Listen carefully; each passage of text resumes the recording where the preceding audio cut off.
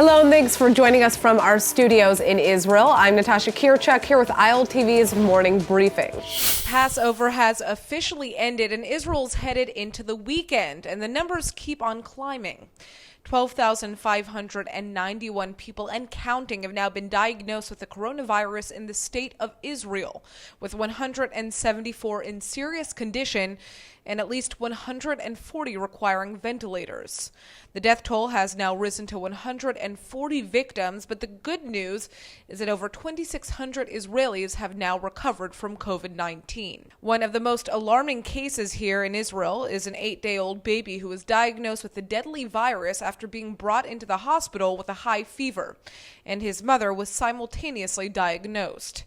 The good news is that he's currently in good medical condition and on the way to recovery. On another positive note, flights have just landed in Israel with some much-needed coronavirus testing materials and ventilators. A Korean airjet has brought in enough chemical reagents to conduct around 100,000 COVID-19 tests all the way from South Korea, along with 50,000 personal protective suits for medical staff. Israel's defense ministry has also now secured another 100 ventilators from the United States on a cargo flight from New York. Israel has now passed its goal of carrying out more than 10,000 tests a day, with over 11,000 Israelis tested on just Tuesday alone. But while Israel's just managing to stay afloat with medical equipment, other countries aren't faring the same. Israeli Prime Minister Netanyahu allegedly had to turn down a request to purchase ventilators from the United Kingdom and Spain last week, saying Israel needs them itself. The nationwide lockdown has been lifted now that Passover is over, although many restrictions are still in place, and the government is set to convene at 3 p.m. today to discuss Israel's exit strategy out of the coronavirus crisis. Israel is planning to gradually remove the restrictions that have now been put into place to help stem the spread of COVID-19, but not everybody agrees on how to do that. The health ministry believes that returning to work and daily life can only occur when Israel sees between 30 to 50 new cases of coronavirus per day.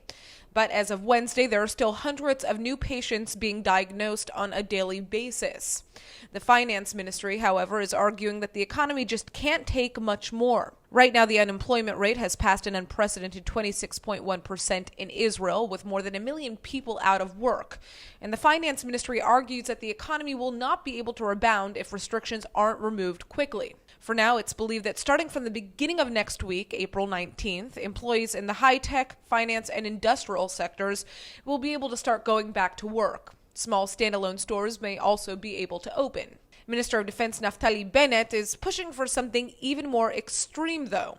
The opening of 100% of Israel's businesses, except for those centered on entertainment, recreation, and large shopping centers, with employees over the age of 65 or with underlying health issues required to stay at home. But again, these are all just reports, and nothing has been decided yet. Now that Passover is over, however, starting this morning at 5 a.m., Israelis are now allowed to leave their hometowns for essential reasons only. Bakeries have also been allowed to start operating at 2 a.m. for Israelis who want to end the Passover holiday with a nice carb-filled treat. But closures are still in place in the hardest-hit Jerusalem neighborhoods and the ultra-Orthodox town of Bnei Brak.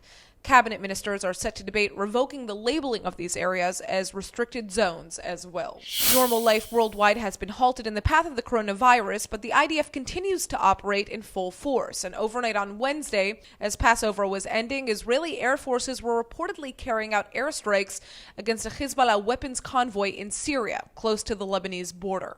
Arab media and social media show images of a burnt-out car allegedly used to transport weapons and hit in the airstrike. And several members of the vehicle have been reported injured, but none have been killed, in spite of earlier reports that several died in the incident. Neither Hezbollah nor the IDF have offered comment on the incident. Israel typically refrains from commenting on operations over the border in Syria and in Lebanon, however, as a matter of policy. Only Israel's directive of preventing the entrenchment of terror groups like Hezbollah and the IRGC Quds force in Syria are made publicly clear by Israel's authorities. That's all for now. I'm Natasha Kirchak, and see you later with our main daily broadcast.